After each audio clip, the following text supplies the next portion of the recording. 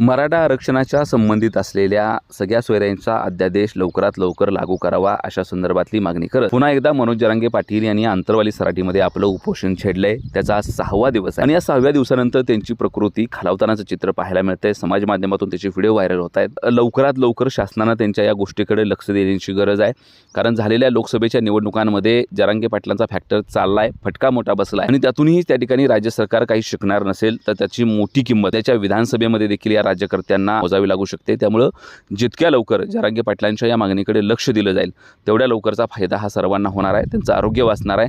मराठा आरक्षणाच्या संदर्भातली त्यांची मागणी ही खरं तर शासनानं मान्य केली, आमचा शब्द पाळावा अशीच मागणी खरं तर जरांगे पाटलांची आहे आणि ती जर नाही पूर्ण केली तर आंदोलनाला आणखी वेगळं स्वरूप येण्याचं चित्र त्या ठिकाणी नाकारता येत नाही।